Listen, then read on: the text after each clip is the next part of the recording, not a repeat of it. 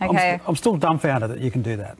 Yeah. You know, blow up something so old and so sacred. It turns out you lose your wrap plan if you do, so keep an eye out for yourself. We mentioned earlier in the show that former Prime Minister Tony Abbott was included in the Queen's Honours List this week.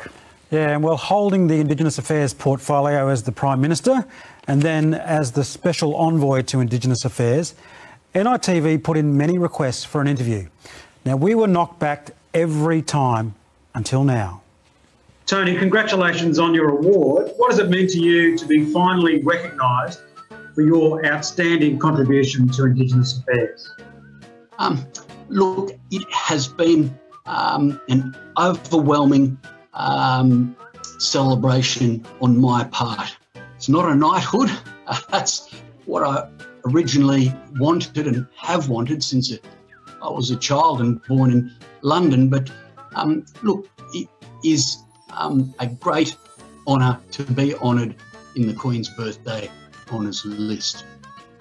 Now, it must be a huge slap into the face to many of your critics that you delivered that 2014 horror budget and you cut over $534 million out of Indigenous programs, and yet you're still singled out for your outstanding contribution to Indigenous affairs by someone whose husband you gave a knighthood to. Everybody had to pitch in. It was the students, the unionists, the feminists, the disabled, the women, and my sister. Nobody was not left behind. As for Prince Philip, he's turning 99 this year, and next year I look forward to penning a letter to him for his 100th birthday, or at least sending him a fax. Of course, Tony, you were celebrated for travelling and spending time in Indigenous communities, but sadly that travel seems to have stopped now that you're no longer being paid to do so, and in fact the media seems to have lost interest in you. Look, I'm happy to stay in Warringah. I know that the Indigenous tribes who once roamed these areas were called the Camaragal people. I'm a proud Warringah man and won't be called a proud Camaragal.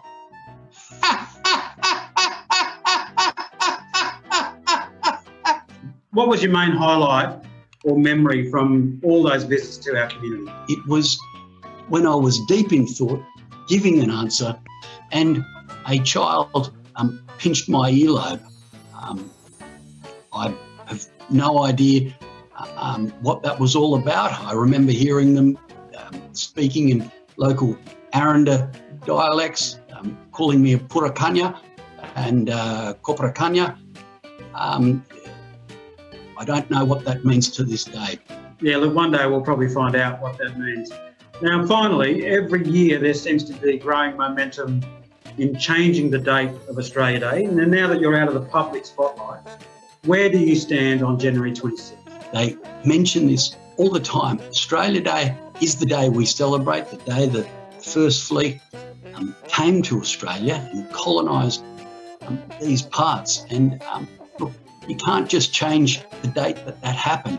It's not like it's the Queen's birthday, for instance, where it's on the same, well, it's on a different day. Her birthday is the 21st of April, and it was the 8th of June this year and the 10th of June last year. But look, other dates never change, like Easter never change. Well, actually, that changes sometimes too. But look, we have to dig in, otherwise dates change all the time, and it's just too hard to remember them all. Well, look, Tony, thanks for joining us on The Point, and we look forward to having you on in future episodes. Thank you. Thanks, JB. Very insightful commentary there from Uncle Tone. Well, Tony Abbott, or at least someone who looks a lot like him, thanks to the performer Jonas Holt for that cross. And Rachel, of course, we've got to congratulate all the recipients of the Queen's Birthday Awards. Some really significant contributors there to Indigenous affairs, academic, artists, people looking after country. So it's great to see them recognised for their outstanding work. Big shout out to them all. Yeah. Well, next week, from the Wave Hill walk-off to Koiki Mabo's battle in the courts, we'll take a look at the history of protest in this country and consider how it will lead to meaningful change. Yeah, that's right. But just before we go tonight, we'd like to dedicate this entire show to all the families out there still fighting for justice and to those who never got justice.